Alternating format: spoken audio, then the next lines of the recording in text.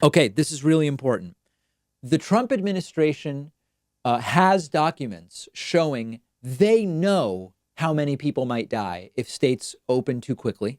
It's a big number, and those documents have now leaked.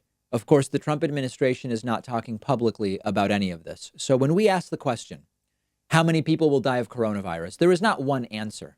We have modeling. There are confidence intervals. The death toll depends on things that we can't control, like how contagious is coronavirus? What is the bottom line death rate, the fatality rate of the virus? The death toll also depends on things we can control, like social distancing, whether we open states too early, whether we find a treatment or a vaccine.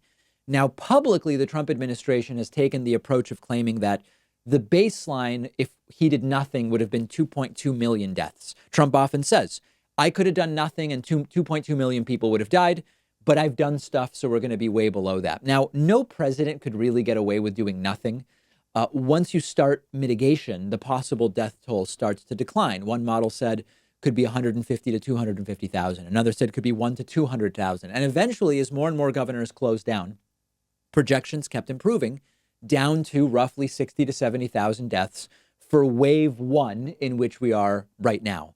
The wave one thing is important because more and more medical experts think there will be a second wave of the virus starting in the fall, possibly a third wave in 2021. Okay, let's put that aside for now. The important question now is, after going through weeks of mitigation, what would happen if we reopened states too early? We had a record single day death toll this week. We have very high numbers of deaths. We are still finding 25,000 or more new cases every single day in the United States.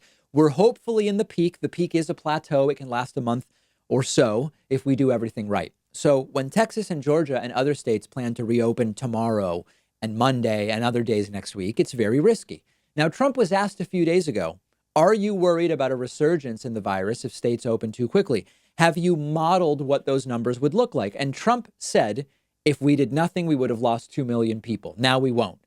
The truth, though, is we know that they do have models about what happens if they open too early, and they're really, really bad. Before we look at the models, here's Trump's answer when he was asked about this a few days ago.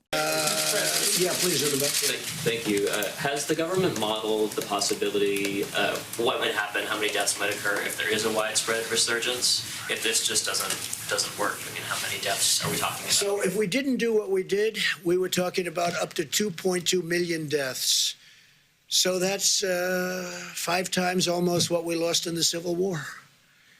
Okay, but from here on, if everything happens properly and if we continue to go the way we're going now, we will be significantly less than the lowest number with mitigation.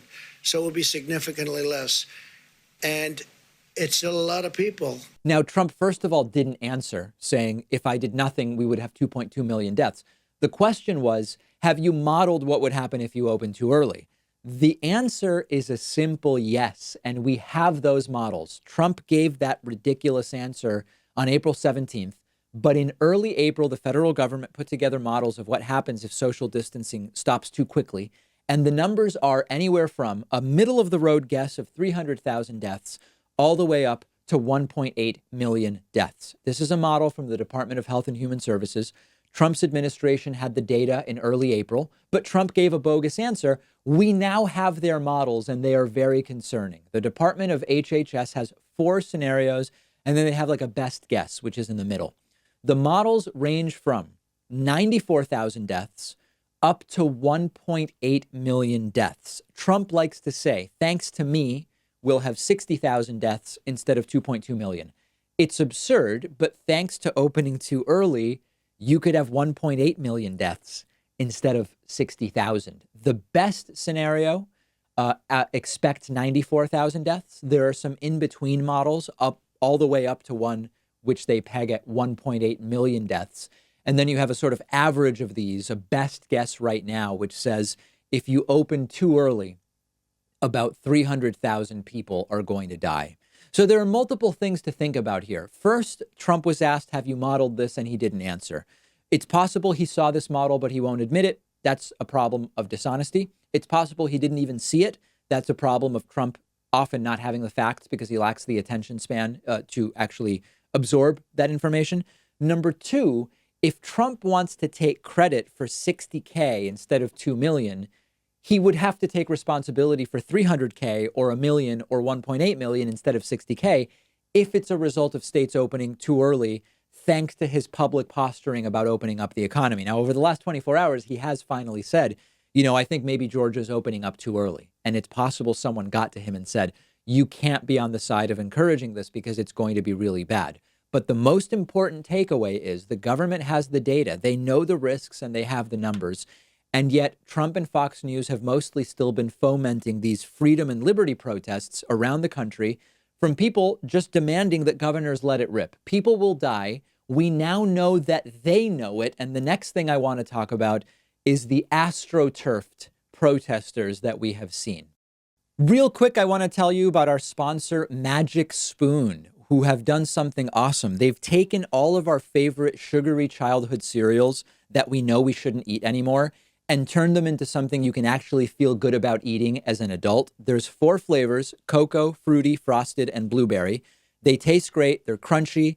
They're sweet like you would expect this type of cereal to be, but it's perfect for a ketogenic diet because one bowl has only 3 net carbs, 12 grams of protein. It's sugar-free, gluten-free, grain-free, soy-free. Once our team tried Magic Spoon for the first time, we actually ended up emailing Magic Spoon back and saying, can you send us more boxes? Send more samples. They've been a big hit with David Pakman Show staffers. And Magic Spoon knows how delicious their cereal is because if you don't like it, they'll refund all of your money, no questions asked, and you'll get free shipping when you go to magicspoon.com/Pakman and use the code Pakman. That's Pakman.